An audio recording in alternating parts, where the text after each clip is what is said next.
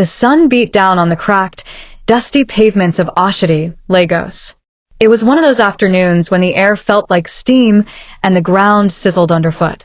Hawkers shouted over each other in chaotic harmony, "Pure water. Cold, pure water." As yellow Danfo buses belched fumes into the air, the city pulsed with energy, noise, and the quiet desperation of its people. Among them was Nosa, barely 15, carrying a blue plastic bowl filled with sachet water on his head. He weaved through traffic with agility honed by hunger and habit, his slippers slapping rhythmically against the hot asphalt. "Madam, cold pure water. Make I give you one," he called out to a woman stuck in traffic, offering her a chilled sachet. She waved him off, uninterested. He moved on. Nosa didn't take it personally anymore. Rejection was routine. He had been on these streets since he was 10, after his father lost his job at the port and his mother's small Accra business burned down in a market fire. His family of 6 now survived on whatever he and his younger brother, Osas, could scrape together. He sold water. Osas sold groundnuts. The others, 2 sisters and a baby brother, remained at home in their small face-me-I-face-you apartment in Ajagunal. As he reached the end of the street and counted his earnings for the morning, Nosa sighed. Just 1,700 Nigerian nairas. Still, it was something. He walked over to Mama Chuka's canteen and bought a 300 Nigerian nairas plate of rice with no meat, only stew. He needed the energy. He sat on a plastic chair, wiped sweat off his brow, and ate quickly. One day all this would change. He didn't know how yet, but he had sworn to himself that his story wouldn't end in the gutter. He was tired of watching his parents suffer. Tired of watching his siblings drop out of school. He had dreams, vague, blurry ones, but real. Maybe he'd become a mechanic. Maybe a barber. Anything but this. When he got home that evening, his father, Pa F, was sitting shirtless in the corridor, fanning himself with an old newspaper. "You don come?" his father asked without looking up. "Yes, Papa. I sell well today. I go give Mama the money." His father nodded. "Well done. You day try." Those 3 words meant the world to Nosa. His father didn't say much, but when he did, it counted. Inside, his mother, Mama Nosa, was pounding yam. Sweat ran down her face, but she didn't stop. "Bring the money, Nosa," she said. He handed over the 1,700 Nigerian nairas. She split it quickly.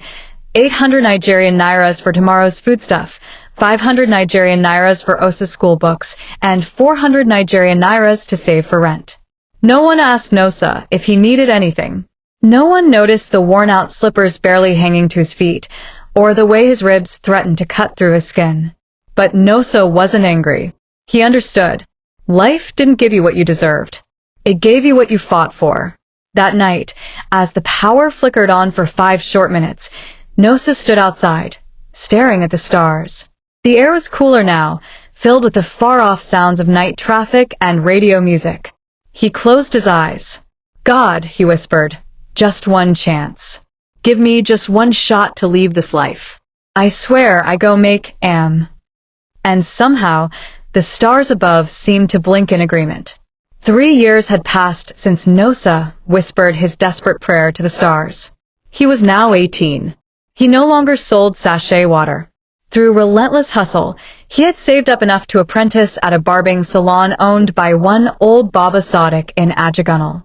For 30,000 Nigerian nairas, a sum that took him nearly a year to gather, he learned the craft of cutting hair. At first, he swept floors and sharpened clippers. But Nosa was different. He watched every move, memorized techniques, and practiced on friends willing to risk a crooked haircut. "Dis boy na fast learner," Baba Sadiq often said, nodding with rare approval. 6 months later, Nosa was cutting customers himself. His lines were sharp, his fade smooth, and his mouth ran with small jokes and praise, keeping customers laughing and relaxed. People began to ask for him by name. When his apprenticeship ended, he didn't wait for opportunity to knock.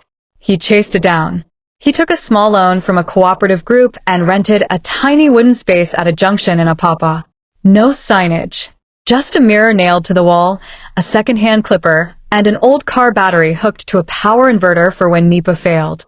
He named the place Sharp Empire. It was humble, but it was his. Business was slow at first, but Nosa had built a reputation. Word spread. Students, Okada riders, street boys, they all came. And Nosa's golden rule never changed. Treat every customer with respect, whether rich or poor. He'd wake up before dawn, sweep the front of the shop, and be ready before the first rooster crowed. Slowly, his life began to change. He started sending 10,000 Nigerian nairas monthly to his mother. Then 20,000 Nigerian nairas. He paid Osa's WAC fees. His two sisters returned to school. He repaired the leaking roof of their house. His family called him our savior. His friends called him Chairman Barber. But Nosa didn't let it get to his head. Téngame ese. She wasn't the first girl to smile at him, but she was the first to truly catch his eye. She worked at a tailoring shop next to his, quiet and hardworking. Her smile was like fresh rain, and her laugh had a softness that slowed his heartbeat. He'd buy her gala and la casera during breaks. They'd talk, sometimes about life, sometimes about nothing at all. Soon it became routine, familiar, beautiful. One evening, as they walked home together, Nosa stopped under a streetlight and looked at her. "I no get much, essay," he said. "But when I get, I go share. I no go promise heaven, but I go try give peace." Essay blushed, her face soft in the fading light. "I no want heaven," she said. "Just person way go care." They started dating officially a month later. From then on, Nosa had more reasons to work harder. He bought her a small phone, helped with her mother's hospital bills when she fell sick, and even sent money to Essay's younger brother when he got admitted into Polytechnic. People around him noticed.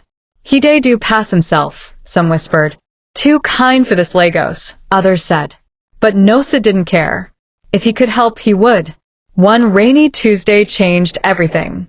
A black Toyota Venza rolled up in front of Sharp Empire. The car was too clean, too expensive for the area. A tall, dark-skinned man stepped out in jeans and a designer shirt. He looked around, checking the shop's sign and smiling.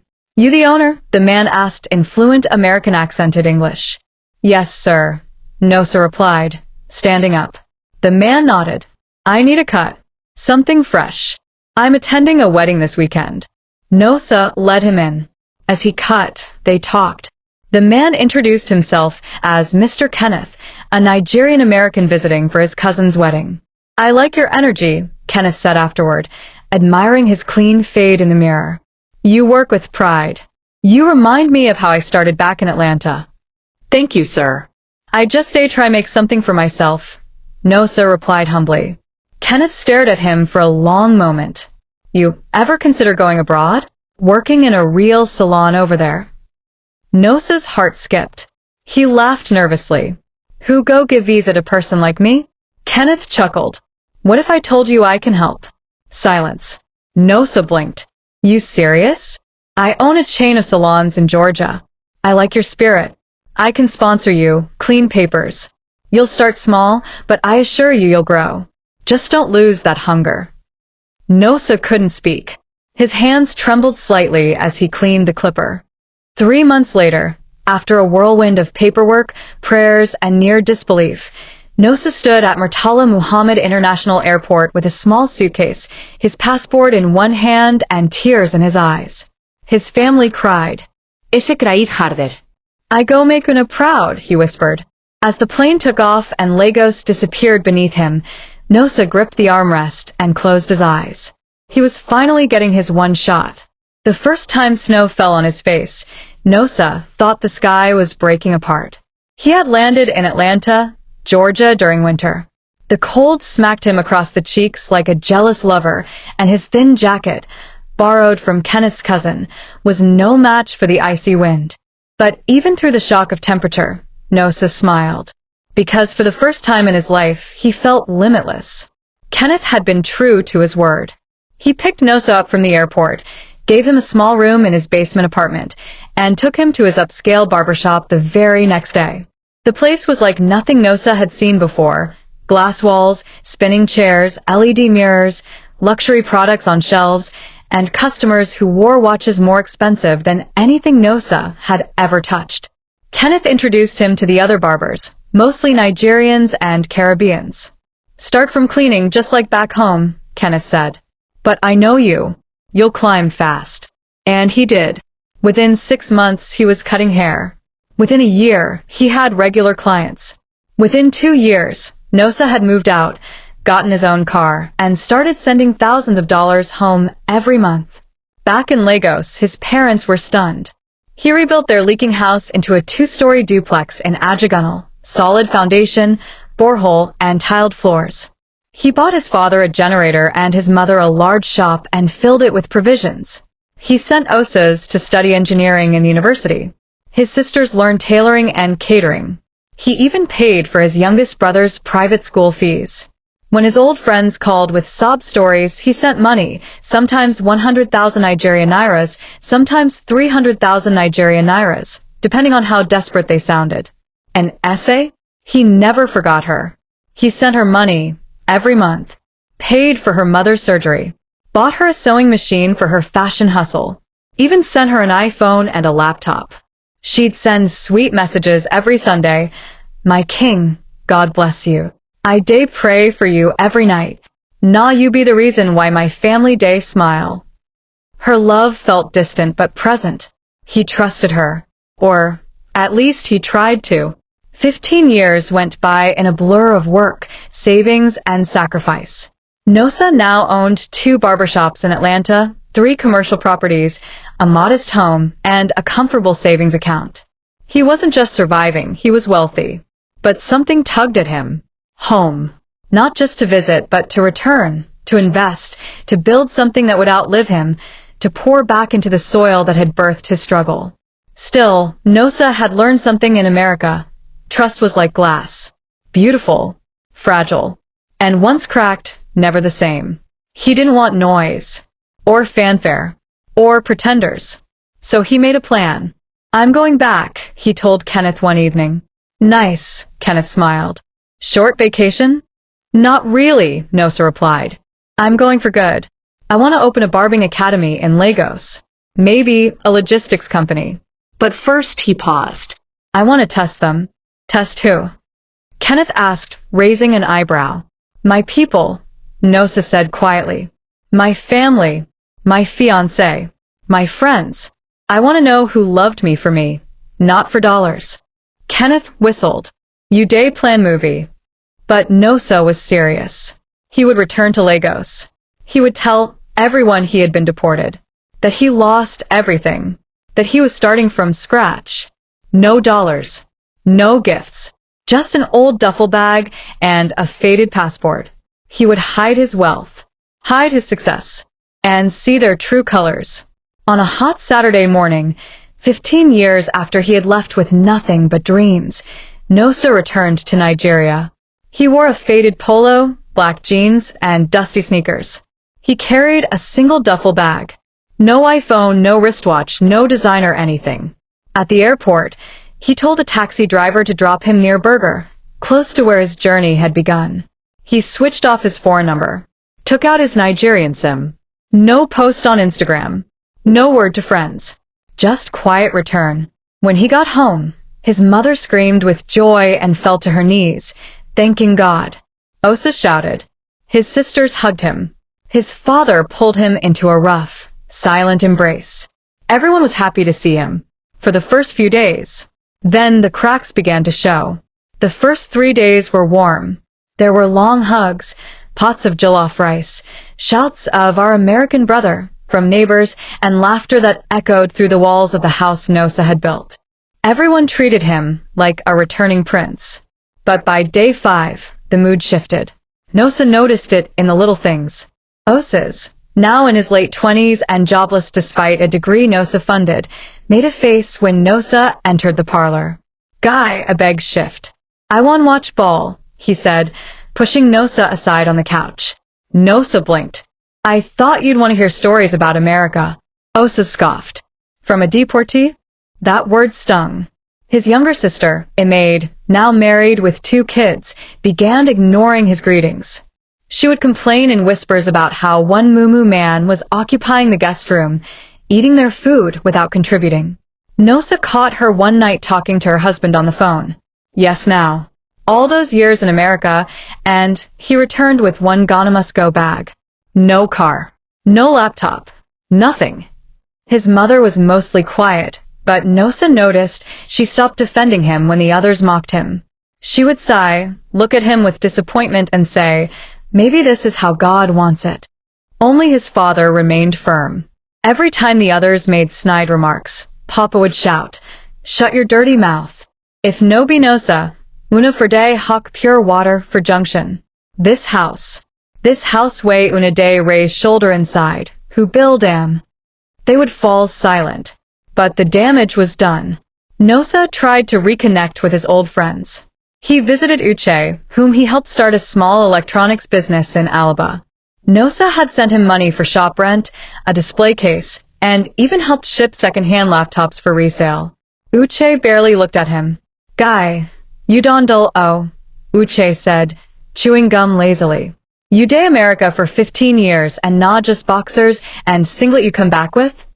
I had some immigration issues. Nosa lied gently. A beg, I day go do supply, Uche said, standing abruptly. I know to get time. No handshake. No bottle of malt. Nothing. He visited Chuka, the childhood friend who used to sleep beside him on the barbershop floor, the one who called him brother for life. Chuka wasn't home. After 3 tries, a neighbor finally told Nosa, he say make I tell you say he no day see anybody way no get value. The final blow came from S.A. He hadn't told her he was back. He wanted to see her reaction, to test her heart. So he called from a borrowed line and asked to see her. They met outside her house. She was even more beautiful than he remembered, skin flawless, curves more pronounced, gold earrings dancing in the sun. She hugged him coldly. You didn't tell me you were deported, she said, eyes scanning his old clothes. I wanted to surprise you, he said. You did, she replied flatly. He told her he wanted to see her again, that he still loved her, that he had dreams they could build together. She nodded vaguely and left. 2 days later, he decided to visit her house again to drop a gift, an old bracelet he had bought her back in America, something she once said she loved. He opened the gate gently, walked into the compound and froze. There she was, standing at the balcony, laughing in a man's arms. Another man, handsome, dressed sharp, holding her waist. Nosa stood still, heart crumbling like soaked paper. She saw him, and looked away. Days later, her parents called him. They didn't ask after his welfare. They didn't mention the years he paid their rent or bought their plasma TV. They didn't talk about the money he sent when Amaka's brother had an accident. Instead, they told him bluntly, "You're not good enough for our daughter. Please stop coming to the house. She has moved on." When Nosa tried to speak, S.A.'s younger brother came out and shouted, "Oga deportee, shift from gate. You day disgrace yourself." The door slammed in his face. He walked away. Slowly. Quietly. No tears. Just silence. Later that evening, he sat outside the house, beside his father, watching the compound kids chase each other. His father handed him a bottle of water. "You see them now?" Papa asked gently. Nosa nodded. "I am sorry, my son. I see the way they treat you. Even your mama, she feels bad.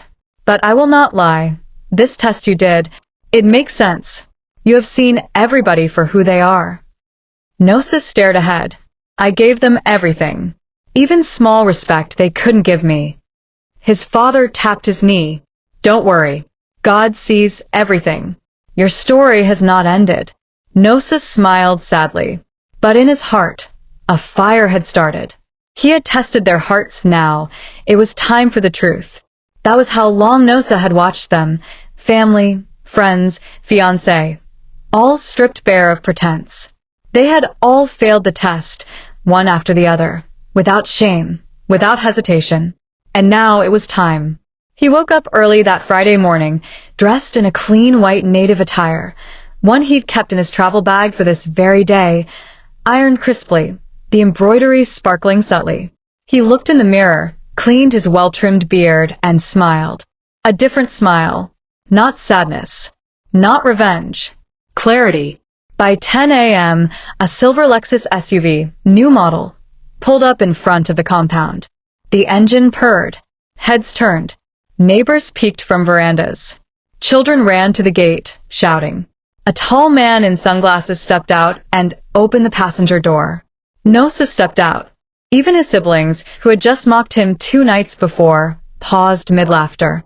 A maid, who earlier told her children to leave that useless uncle, dropped her broom. Osis blinked as if trying to make sense of a dream. Nosa walked to the center of the compound. He turned to face everyone. His mother had come out of the kitchen. His father stood at the door with folded arms. Nosa exhaled and said, "My name is Nosa Ehemer. I was not deported. I never lost anything. In fact," he clapped twice. The driver opened the back of the SUV. 3 men stepped out, one with a camera, another with a tripod, the third carrying a document folder. The one with the tripod adjusted it and held up a mic. "Hello everyone," he said.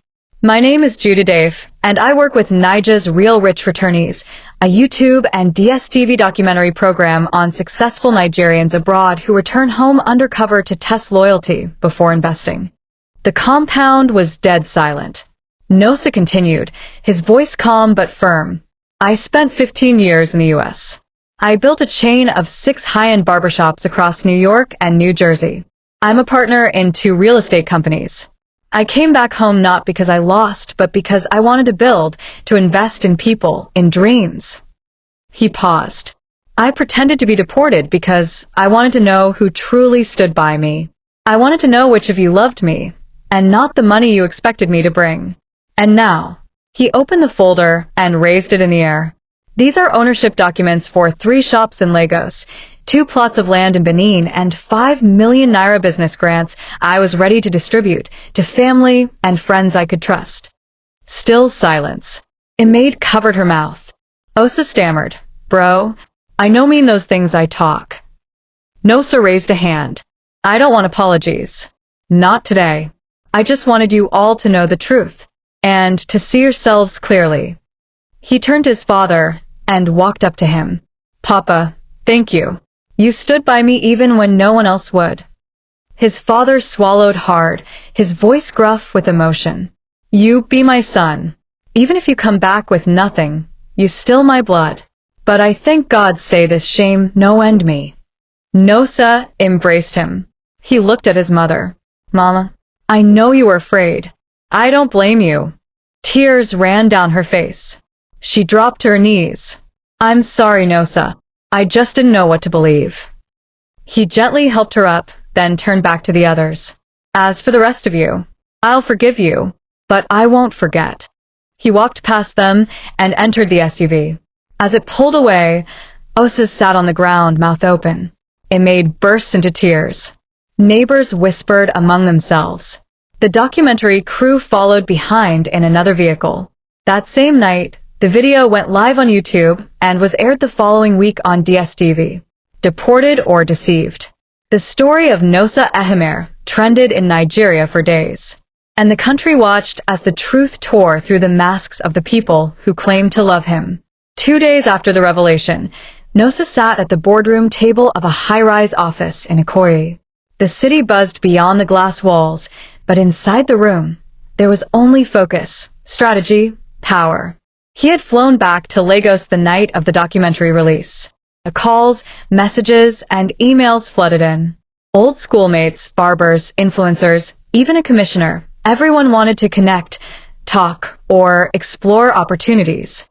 But Nosa wasn't moved. He had seen the heart of men, and it was a dark thing. Seated across from him was Mr. Fola Adebayo, a real estate magnate and the man who had mentored him in the U.S. Fola smiled. "So, you ready to begin phase 2? Nosa nodded. "Let's build." Over the next 3 months, Nosa launched 3 major ventures. Nosa's Platinum Cuts, a luxury barbershop franchise, first in Lagos, then Abuja and Port Harcourt. Each location came with mentorship programs for young barbers and free grooming for underprivileged kids every Saturday. Ehemer Enterprises, an investment and microfinance firm focused on youth-led businesses. He started it with a 100 million naira capital, offering soft loans, financial literacy training, and business mentorship. Returning Hub, a non-profit for Nigerians returning from abroad to help them integrate, invest, and navigate Nigeria's system with dignity. He employed over 120 staff directly and indirectly, more than 500. Every month, the empire expanded, and his name became a quiet but rising symbol of hope born of hustle. Back in Benin, things changed fast. His father's compound, once quiet and plain, now had solar panels, a borehole, a generator, and was painted afresh. Nosa didn't send word or money. He personally showed up with engineers and staff, supervised everything, and quietly left. The community, now in awe, began to treat the family with respect again. His siblings, ashamed, broken, tried to call. He didn't block them, but neither did he reply. One day, Osas posted on Facebook, "We have taken good people for granted. God bless you forever, bro Nosa." Nosa saw it, but said nothing. One afternoon in Lagos, as he stepped out of a business meeting in Lekki, he saw her. Ise, dressed in a flashy jumpsuit, walking hurriedly across the parking lot. She stopped, turned slowly, and their eyes met. Her eyes widened. "Nosa?" she breathed. He simply nodded. She ran up to him, laughing awkwardly. "Oh my God. So it was all a test? I didn't know, babe, He raised his hand. "Stop. Whatever you want to say, I don't need it." Tears filled her eyes. "I was scared. They said you were broke. I didn't mean to." "You meant every word, essay. Every act of avoidance. Every lie. I was there. I saw it. I felt it." He stepped closer, lowered his voice. "The only thing I didn't see was loyalty. And I can't marry someone whose love folds when fortune does." He turned to walk away. She cried out, "But I still love you." His voice was calm. "Then love me from afar." She fell to her knees in the parking lot, but Nosa didn't turn back. Back in Benin, his mother called one quiet evening. "Nosa, I know I failed you, and I've prayed, cried, begged God to let you forgive me. But I understand now love isn't silence. Love is standing up when everyone else is sitting down." He said nothing. Then she added, "Your father is proud of you. So am I. Whether you talk to me again or not, I will always pray for you." He sighed. "Mama, I never stopped loving you. I just needed time to heal." A pause. "You are still my child," he smiled faintly. "Always." As months passed, Nosa built new friendships. People who didn't know him for what he once had, but for what he stood for. He partnered with a young woman named Amara, an ex-banker turned business consultant who helped him streamline his ventures. They worked late, often sharing ideas, stories, and eventually laughter. One night, over dinner, Amara looked at him. "You're not just rich, Nosa. You're healed." He looked at her and replied, "Not fully, but I'm getting there." And indeed, he was. One rainy afternoon, back in Benin, Essay stood in front of the Ehemer family compound gate, umbrella trembling in her hands. She had heard through the grapevine and from social media that Nosa was back and more successful than ever. The man she once thought lost was now a legend. She approached the gate, but it was already open. Inside, she saw Nosa's mother arranging cassava on a drying rack. The woman looked up, recognized her instantly, and her face hardened. "Good afternoon, Ma," Essay said softly. Mama Ehemer wiped her hands on her wrapper, eyeing the girl with cool distance. "What are you looking for here?" Essay swallowed. I came to see Nosa. To apologize. I made a mistake. A terrible one. I just want a chance to speak to him." Mama Ehemer stepped forward, lifting her chin. "You made a mistake when he was nothing. You and your people mocked him, threw him out like an animal. But now you remember he's your own?" "No, Ma, I didn't know. You knew enough to sleep with another man in the car he bought you. You knew enough to tell your brothers to insult him when he came to your house to beg. So don't stand here and pretend you're sorry, because he's now a big man." Essay was shaking. Ma, please, let me just explain. Mama Ahimer pointed to the gate. Leave. Before I use this broom to teach you what your own mother failed to teach you. The gate creaked open again. This time, it was Osa's, Nosa's younger brother, watching silently. He didn't even greet Essay. Shamefaced, she turned and walked away in the rain, tears mixing with the water streaming down her face.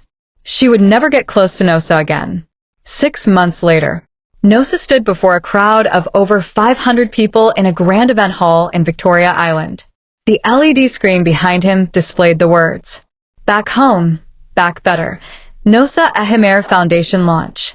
The crowd erupted into applause as he stepped to the podium, dressed in a sleek, deep blue agbada tailored in Abuja, confidence radiating from his calm expression. This wasn't a street boy who once hawked pure water in Oshodi. This was a man reborn, tested by betrayal, refined by pain, and now clothed in dignity. 15 years ago, he began, I was a nobody. Today, I'm not here because of money. I'm here because I understand what it means to be forgotten, and I vow, with this foundation, that no hardworking Nigerian youth under my watch will feel forgotten again. Thunderous applause filled the room. Among the crowd were senators, business moguls, celebrities, and even foreign investors. But in the corner stood his father, dressed modestly in native attire, eyes wet with pride. Beside him stood Mama, silent but strong. No longer passive, no longer unsure. She had come full circle, and Nosa could feel it. Back in Benin, Osa sat with a group of friends who watched the foundation launch on TV. Guy, your brother big? Oh, one murmured. Osa smiled awkwardly. Yes, nah. But inside, he felt something deeper than pride, regret. Since Nosa revealed the truth, he'd sent money once, helped clear their mother's debt, and re-roofed the church building. But he hadn't called, hadn't visited. There was love, but there was distance too. And Osa's knew he had helped create it. The friends who watched from afar. 3 streets away from the venue, in a small buka, Nosa's old friend Shola sat watching the live event on his phone. He was once the guy who collected $150K from Nosa to start a phone repair shop, then sold the tools and gambled the money. He stared as Nosa shook hands with the state governor, smiling broadly. Life no balance, he muttered. His friend scoffed. No balance, ka? The man helped you, you waste damn. Now you day hear day complain. Shola didn't answer. Later that evening, Shola sent a message. Boss, I'm sorry. You gave me a chance, and I failed you. I just wanted you to know that. Nosa saw it, but didn't reply. The woman who lost it all. Essay sat alone in her apartment in GRA, staring at the bottle of perfume Nosa once bought for her. She hadn't used it. Couldn't. The man she had once mocked now had a place on Forbes Africa's top 30 under 40 to watch. She had tried everything, text, calls, emails. Even drove to his Lagos residence once, but the guards didn't let her in. She didn't blame them. It was over. Then one day, she saw an Instagram photo of Nosa and a stunning woman, tall, graceful, and elegant, standing beside him at an awards gala. The caption read, Thank you, Amara. My partner in vision, purpose, and peace. Her heart shattered. He had moved on, and she had no one to blame but herself. One quiet morning, Nosa stood at the same street corner in Oshodi where he once sold sachet water. No cameras, no entourage, just him, and memory. He watched the children run past. Vendors shout, conductors argue. Then he saw a boy, about 12, limping with a bucket of oranges. Nosa walked over. How much for all? The boy looked up, scared. Sir? All? Nah, 5,000, sir. Nosa smiled and handed him a bundle of naira. Go home. Eat something good. Come to this address tomorrow. Tell them Nosa sent you. The boy's eyes widened. God bless you, sir. As the boy ran off, Nosa looked to the sky, breathed in, and whispered, I came back to build, and I will.